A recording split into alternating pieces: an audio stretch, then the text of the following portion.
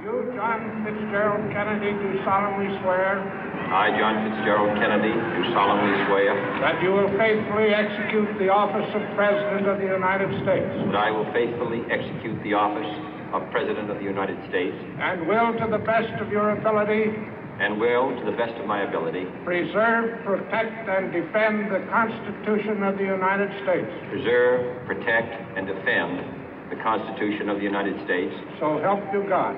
So help me God.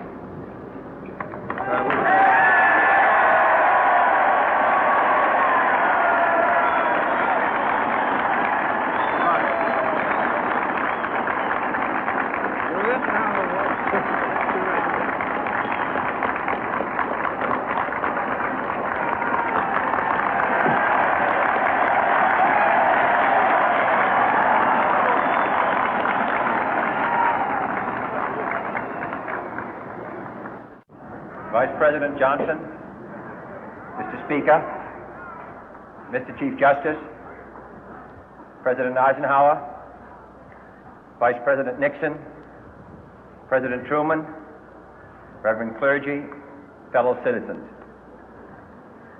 We observe today not a victory of party, but a celebration of freedom, symbolizing an end as well as a beginning, signifying renewal as well as change.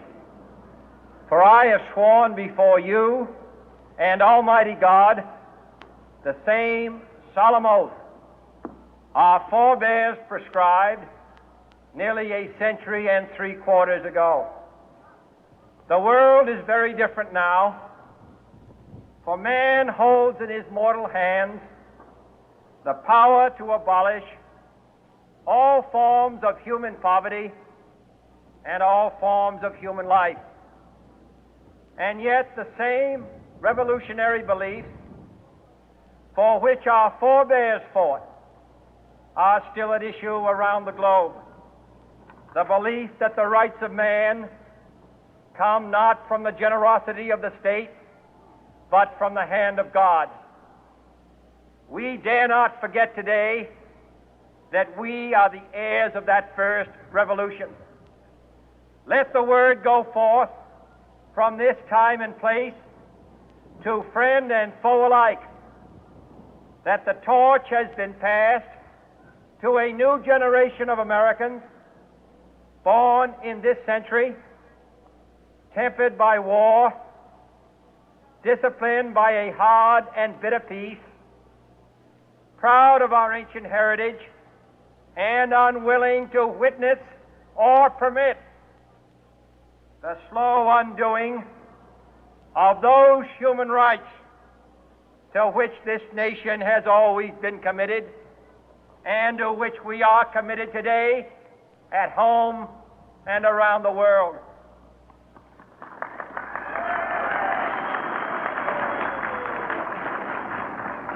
Let every nation know, whether it wishes us well or ill, that we shall pay any price, bear any burden, meet any hardship, support any friend, oppose any foe to assure the survival and the success of liberty.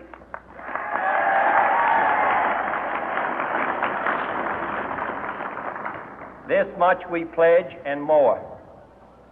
To those old allies whose cultural and spiritual origins we share, we pledge the loyalty of faithful friends. United, there is little we cannot do in a host of cooperative ventures. Divided, there is little we can do, for we dare not meet a powerful challenge at odds and split asunder. To those new states whom we welcome to the ranks of the free, we pledge our word that one form of colonial control shall not have passed away, merely to be replaced by a far more iron tyranny. We shall not always expect to find them supporting our view, but we shall always hope to find them strongly supporting their own freedom, and to remember that in the past, those who foolishly sought power by riding the back of the tiger ended up inside.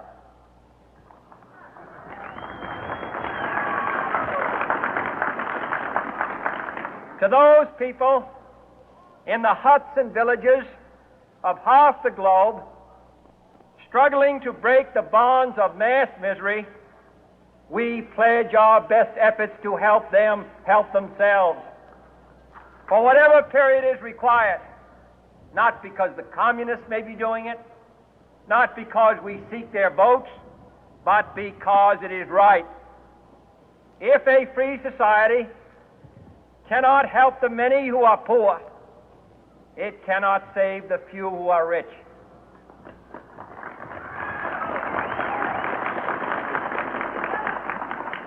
To our sister republics south of our border, we offer a special pledge to convert our good words into good deeds, in a new alliance for progress, to assist free men and free governments in casting off the chains of poverty.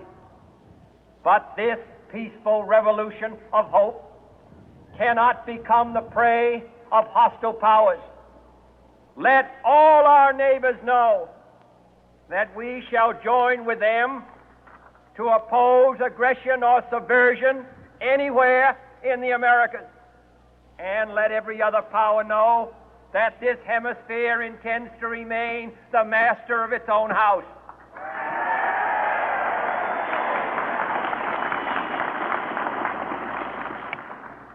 To that World Assembly of Sovereign States, the United Nations, our last best hope, in an age where the instruments of war have far outpaced the instruments of peace, we renew our pledge of support to prevent it from becoming merely a forum for invective, to strengthen its shield of the new and the weak, and to enlarge the area in which its writ may run. Finally, to those nations who would make themselves our adversary, we offer not a pledge, but a request that both sides begin anew the quest for peace.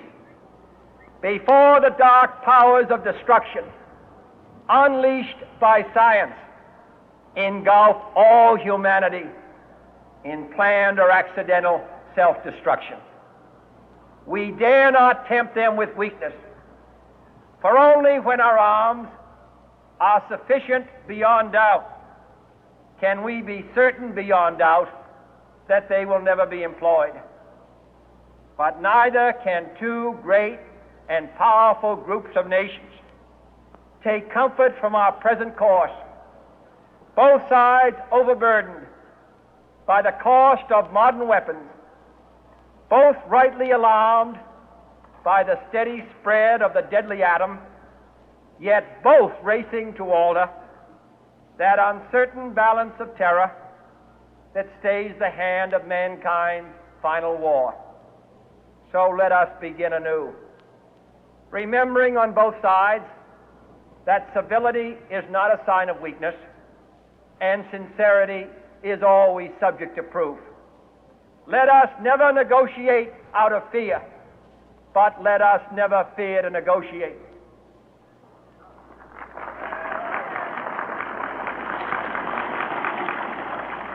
Let both sides explore what problems unite us, instead of belaboring those problems which divide us. Let both sides, for the first time, formulate serious and precise proposals for the inspection and control of arms, and bring the absolute power to destroy other nations under the absolute control of all nations.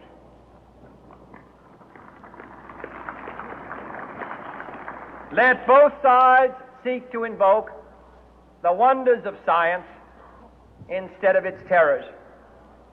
Together, let us explore the stars, conquer the deserts, eradicate disease, tap the ocean depth, and encourage the arts and commerce. Let both sides unite to heed in all corners of the earth the command of Isaiah to undo the heavy burden and let the oppressed go free. And if a beachhead of cooperation may push back the jungle of suspicion, let both sides join in creating a new endeavor, not a new balance of power, but a new world of law, where the strong are just and the weak secure and the peace preserved. All this will not be finished in the first 100 days, nor will it be finished in the first 1,000 days, nor in the life of this administration, nor even perhaps in our lifetime on this planet. But let us begin.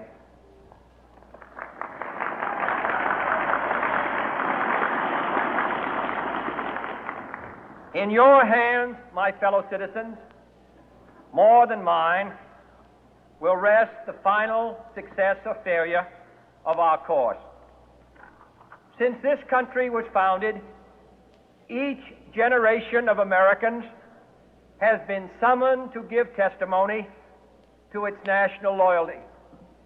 The graves of young Americans who answered the call to service surround the globe. Now the trumpet summons us again, not as a call to bear arms, though arms we need, not as a call to battle, though in battle we are, but a call to bear the burden of a long twilight struggle, year in and year out, rejoicing in hope, patient in tribulation, a struggle against the common enemies of man, tyranny, poverty, disease, and war itself. Can we forge against these enemies a grand and global alliance, north and south, east and west, that can assure a more fruitful life for all mankind? Will you join in that historic effort?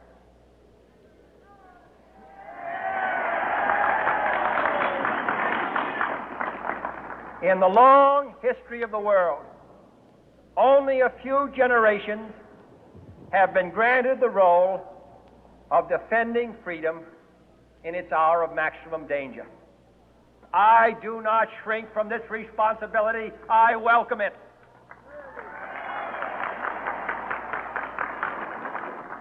I do not believe that any of us would exchange places with any other people or any other generation. The energy, the faith, the devotion which we bring to this endeavor will light our country and all who serve it. And the glow from that fire can truly light the world.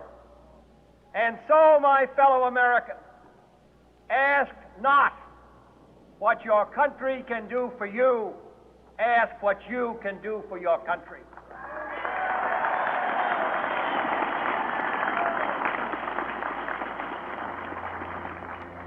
My fellow citizens of the world, ask not what America will do for you, but what together we can do for the freedom of man.